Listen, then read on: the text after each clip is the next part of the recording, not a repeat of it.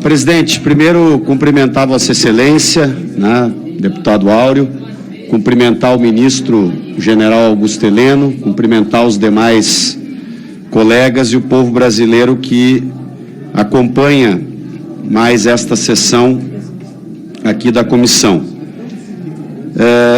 Nós acabamos de ouvir aqui, quem está acompanhando a sessão pôde ouvir a fala de um colega que trabalha com esta ideia que, infelizmente, de um lado, felizmente, porque é um grupo bastante minoritário, né?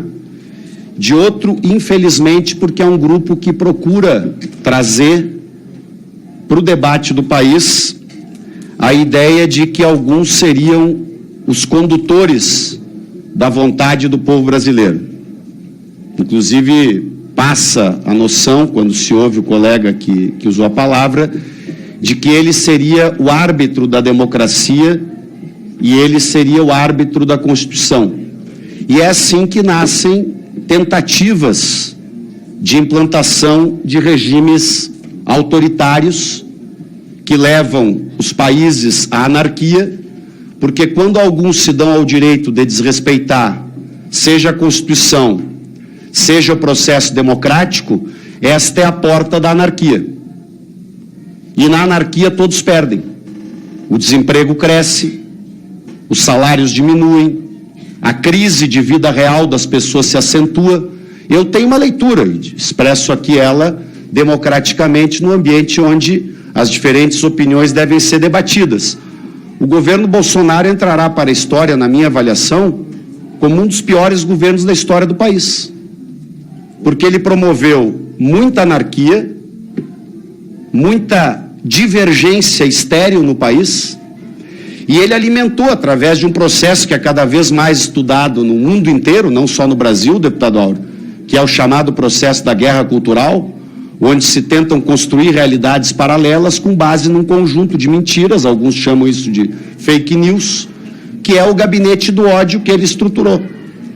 E este gabinete do ódio tem sido investigado, obviamente, pela democracia, pelas instituições, pelo judiciário, porque isso é ruim para todos os brasileiros. Podem ser brasileiros de esquerda, de centro.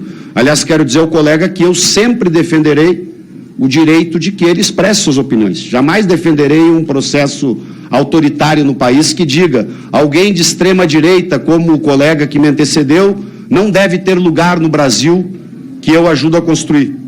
Aliás, eu tenho dito isso em diversas falas, deputado Áureo, que outro dos grandes erros do período do governo Bolsonaro foi a tentativa, por exemplo, eu peço um minuto para concluir, a tentativa de apropriar a bandeira do nosso país, que está ali atrás do senhor, como se ela pudesse ser a bandeira de um partido político.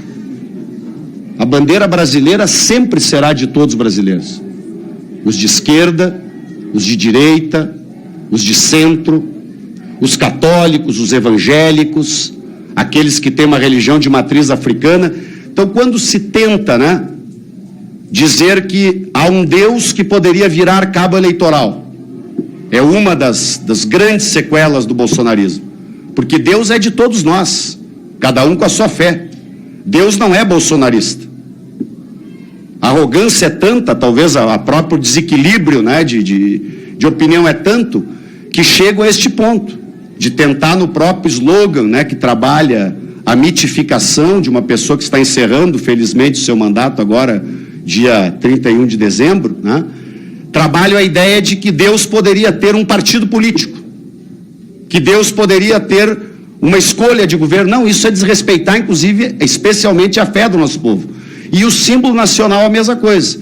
Dito isto, presidente Áureo, dito isto, ministro Augusto Heleno, eu entendo que o Brasil precisa e deve continuar sempre fortalecendo o papel institucional e constitucional das Forças Armadas brasileiras, que são fundamentais para o nosso projeto de nação e que deve fazer todos os esforços para impedir a partidarização de uma pequena parcela das Forças Armadas que Bolsonaro tentou implementar durante o seu governo, e que foi um enorme prejuízo para o Brasil. Então, devolver a bandeira brasileira para todos os brasileiros. E concluo com isto: respeitar o papel constitucional das Forças Armadas e ter uma atitude construtiva em relação às Forças Armadas, impedindo qualquer partidarização das Forças Armadas. E, por fim, respeito pleno e integral à Constituição. Colega, tá... Não, mas só pedir ao colega... Só pedir ao colega que permita que o presidente conduza a sessão, não Vossa Excelência, que não é o presidente da sessão. Eu posso... Devia ser elegante conosco. Posso concluir a fala? Pode concluir, deputado. Eu vou concluir, presidente. Isso, vou concluir. Então, eu dizia aqui, em respeito pleno e integral à Constituição brasileira, respeito pleno e integral às eleições onde o povo brasileiro tomou a sua decisão. E por maioria, meu amigo e colega, deputado Coronel Armando, por maioria o povo brasileiro democraticamente, dentro da lei, dentro da Constituição, escolheu Lula para ser presidente. Os adjetivos de um adversário extremista, eu não vou me preocupar em rebater. Eu prefiro ficar com o julgamento do povo brasileiro, que por maioria entendeu que Lula, como eu, pensa que Lula é o melhor presidente para o país. E nós vamos governar o país para pacificar o país, para gerar empregos, para melhorar o salário das pessoas, para voltar a fazer investimento, para voltar a tornar o Brasil um país civilizado, onde todos possam conversar com todos, sem que alguns sejam os arrogantes que se acham os donos da verdade e que querem tirar uma parte do povo que teoricamente não teria o direito de opinar. Presidente, agradeço a vossa compreensão, percebendo que estamos aqui num debate construtivo, e que, aliás, é a essência do parlamento, e agradeço a atenção de todos. Depois, talvez eu utilize, agora não precisa, eu concluo a minha fala, agradecendo a atenção de todos que aqui ou em casa me ouviram.